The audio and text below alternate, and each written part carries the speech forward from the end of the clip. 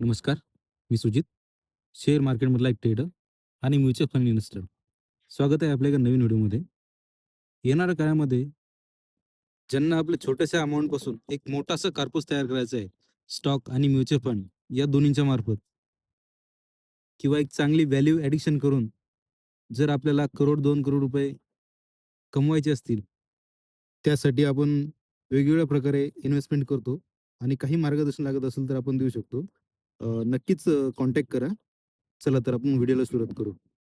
काल आपण बघितले होते, ट्रम्प तर त्यांनी मार्केट बंद झाल्यानंतर न्यूज दिली होती, की आम्ही जे वॉरची कंडिशन झालेली आहे, त्याच्यावरती 48 तासाचा जो अल्टिमेट दिला होता, तो आता 24 तासाचा राहिला होता. त्यावेळेस त्यांनी सांगितलं, की नाही आम्ही हे पोस्टपोन करतोय 5 दिवसासाठी आणि थोड्याच वेळाने जवळपास 15-20 मिनिटांनी ट्रम्प तर त्यांनी ती परत एडिट केले आणि त्या ठिकाणी लिहिले, की ही वॉर आम्ही मागे घेत आहे. त्यांची जी मिलिटरी आहे, इराणच्या साइडने गेलेली होती.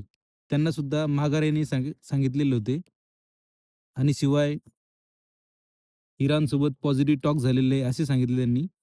त्याच्यावरती परत थोड्या वेळाने इराणचे मीडिया जे आहेत, त्यांनी एक न्यूज दिली होती, की इराणचे ऑफिशियल्स कोणतेच अशा प्रकारे ट्रम्पसोबत बोललेले नाहीत, की आम्ही माघार वगैरे घेतोय, की टॉक वगैरे करतोय, त्यांच्याशी बोलणे वगैरे करतोय, अशी काही.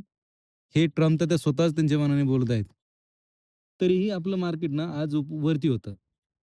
याच्यामागचं मेन कारण असं होतं, की ट्रम्प तात्यांनी युद्ध सुरू केलेलं होतं आणि ट्रम्प तात्या आता माघार घेत आहेत. हे त्यांच्या या भाषणातून कळालं किंवा त्यांच्या त्या लेक्चरमधून जे त्यांनी सांगितलंय, त्यातून कळत होतं.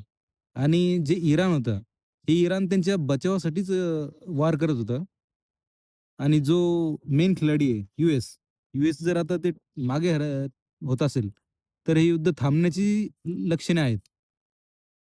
याच कारणास्तव काल मार्केट आपलं वरती गेलंय आणि काल गिफ्ट निफ्टी वरती गेली आणि आज आपलं मार्केट सुद्धा वरती गेलं, की त्यांना एक आशा आली, की एक होप निर्माण झालेली आहे, की आता मार्केट जाऊ शकते वरती. कारण ट्रम्प तर त्या माघार घेत आहेत. त्यांना कळालेलं आहे हे युद्ध आपल्याला महागात पडणार आहे. हे काही 2 दिवसामध्ये वार संपणार नाही. त्यामुळे त्यांच्यावर बरचसं राजकीय प्रेशर आलेलं आहे आणि तेच ह्या युद्धामधून काढता पाय घेत आहेत, हे त्यांच्या बोलण्यावरून स्पष्ट दिसत आहे. याच कारणास्तव मार्केटमध्ये सेलिब्रेशन चालू आहे आणि मार्केट त्या गोष्टीला वेलकम करते आणि त्याचमुळे हे वरती गेलेलं आहे. आणि आजचा सीनसुद्धा गिफ्ट निफ्टी हे निगेटिव्ह टू पॉझिटिव्ह आहे. म्हणजे उद्याही मार्केट फ्लॅट टू पॉझिटिव्ह असू शकते. म्हणजे डाऊन जाणार नाही, परंतु फ्लॅट तरी राहू शकते. कदाचित ही इन्व्हेस्टमेंटची लास्ट अपॉर्च्युनिटी असू शकते. ह्या कालच्या दिवसाला एक अपॉर्च्युनिटी म्हणण्यामागे एक कारणही आहे छोटंसं. आपण बघितलं होतं कोविड, कोविड 20 मार्च 2020ला आला होता. 23 मार्च 2020ला.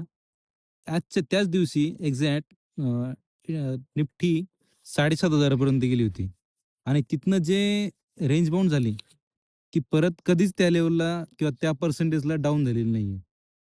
आज सुद्धा काल जे मार्केट पडलं होतं, ते त्या लेव्हलचं होतं, जे कोविडच्या लेव्हलला पडलेलं होतं. त्यामुळे आता ह्या मार्केटमध्ये रिकव्हरीचे खूप जास्त चान्सेस आहेत. कारण जो ड्रॉबॅक होता, तो ऑलरेडी येऊन गेला. आता बघूया नेक्स्ट परत उद्या आज संध्याकाळपर्यंत ट्रम्प तर त्यांनी परत काय न्यूज देतात का? इराणच्या साइडने तर परत न्यूज आलेली आहे एक पॉझिटिव्ह, की आम्ही बोलण्यासाठी रेडी आहोत. युद्ध थांबवू शकते. हेच या बोलण्यामागचे पॉझिटिव्हनेस आहे. तरी मार्केटमध्ये आपली इन्व्हेस्टमेंट चालू ठेवा. व्हिडिओमधली माहिती आवडली तर नक्कीच लाईक, शेअर करा. धन्यवाद.